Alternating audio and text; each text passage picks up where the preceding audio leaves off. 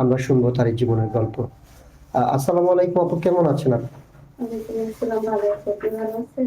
জি আলহামদুলিল্লাহ আছি ভালো। আপনার নাম কি? আপনি কোথা থেকে এসেছেন? আমার নাম পায়েল, আমি চাঁদপুর থেকে এসেছি। চাঁদপুর থেকে এসেছেন, আচ্ছা যাই হোক, সমস্যা নেই। ইতিপূর্বে আমরা অনেক মেয়ের ভিডিও করেছি, তো আপনার আর্থিক অবস্থা তো মোটামুটি যতটুকু খারাপ, আমি অফলাইনে আপনার সঙ্গে কথা বলেছি।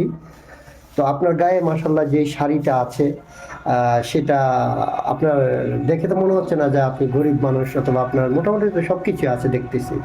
তো আপনি এত দামি শাড়ি কোথায় পাইছেন? এটা আমার না, এটা আমার একটা আন্টি। ও বিয়েতে যাচ্ছিল, তারপরে বিয়ে থেকে আসার পর আমি ওর কাছ থেকে শাড়িটা নিয়ে আসছি। আপনার আন্টির কাছ থেকে শাড়িটা নিয়ে আসছেন? হুম, ও মানে আপনার আন্টি বলতেছিল যে মানে বিয়ে শাদী যেহেতু বলবি, সেটার জন্য শাড়ি একটা নিয়ে যায়, এটার জন্য আপনি আন্টির কাছে শাড়ি নিয়ে আসছেন। জি।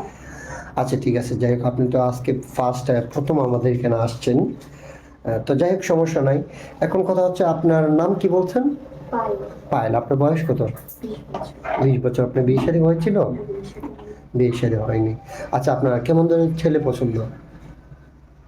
সেটা যেরকমই হোক তাতে আমার কোনো সমস্যা নেই, যদি তার মন মানসিকতা ভালো থাকে, যদি সে আমাকে ভালোবাসতে পারে, ভালো মতো রাখতে পারে, তাহলে বয়স ডাজেন্ট ম্যাটার, আপনি চাচ্ছেন একটা ভালো মনের মানুষ। আচ্ছা ঠিক আছে, সমস্যা না। আপনাকে যিনি বিয়ে করবেন ওনার বয়সটা বলছেন, যেমনই হোক আপনি মেনে নেবেন। যদি আমি তো এই ভিডিও পাবলিক করব, যদি 40, 45, 50 বছর হয়, আপনি মানবেন? হ্যাঁ, মানে আচ্ছা ঠিক আছে, সহজে তো বলছেন যে মানবেন। আপনার বয়স কত বলছেন? 20 বছর। 20 বছর। আপনার স্বামী যদি 50 বছর হয়, আপনার বান্ধবীরা অথবা আপনার আত্মীয় স্বজনরা তো বলবে যে এত বছর মানে এত বয়স্কলোকের কাছে কেন বিয়ে করছিল। আপনার উত্তর তখন কি থাকবে, আপনি সেটা একটু বলবেন আমাকে? কেন বয়স্ক লোকের আসলে বিয়ে শাদী হচ্ছে না মেয়েদের?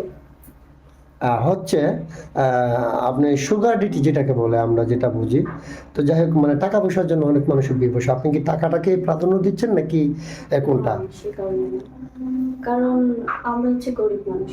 যদি ওরকম কোনো ছেলের কাছে বিয়ে শাদী হয়, তো সে অন্য মেয়ের সাথে সম্পর্ক করতে পারে, আমাকে ছেড়ে চলে যেতে পারে, টাকা পয়সা চাইতে পারে, যৌতুক চাইতে পারে। আমরা তো সেটা দিতে পারবো না। ও আচ্ছা আচ্ছা, যেহেতু আপনি বলছেন যে যদি একটা বয়স্ক মানুষ আপনাকে বিয়ে করে, সে আপনার কাছে কোনো যৌতুক চাবে না, টাকা পয়সা চাবে না। হুম। জি। আচ্ছা ঠিক আছে আপু, আপনি সুন্দর কথা বলেছেন।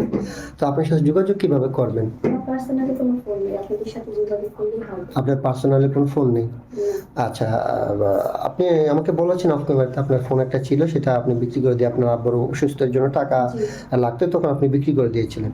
তো সুপ্রিয় দর্শক, এই মুহূর্তে দেখতে পাচ্ছেন ডিসপ্লেতে একটি নাম্বার। এই নাম্বারটা হচ্ছে আমাদের ইউটিউব চ্যানেল কর্তৃপক্ষের নাম্বার। যদি কোনো ভাই পায়েল আপুর দায়িত্ব নিতে চান, ওনাকে বিয়ে শাদী করতে চান, তাহলে ওনার একটা ছবি স্ক্রিনশট মারি পাঠিয়ে দিয়ে আমাদেরকে ভয়েস করবেন। আমাদের প্রতিনিধিরা আপনাদের সাথে যোগাযোগ করবে। কেউ অযথা অডিও কল, ভিডিও কল দিয়ে আমাদেরকে বিরক্ত করবেন না, তাহলে আমরা ব্লক মারতে বাধ্য হব।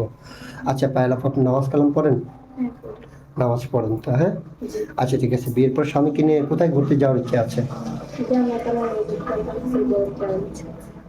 সৌদি আরব যাওয়ার ইচ্ছে আছে।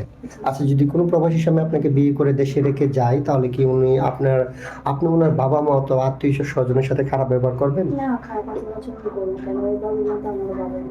আচ্ছা ঠিক আছে, আমার বাবা মা আপনার বাবা মা। আপনি সুন্দর কথা বলেছেন। আচ্ছা পায়েল আপু, লাস্ট একটা কথা বলি। রান্না বান্না পারেন আপনি? হ্যাঁ, পারি। পারেন? সবকিছু রান্না করে করতে পারবেন তো? হ্যাঁ, পারি। আচ্ছা ঠিক আছে, ওকে। পায়েল আপু, আপনি ভালো থাকবেন, সুস্থ থাকবেন।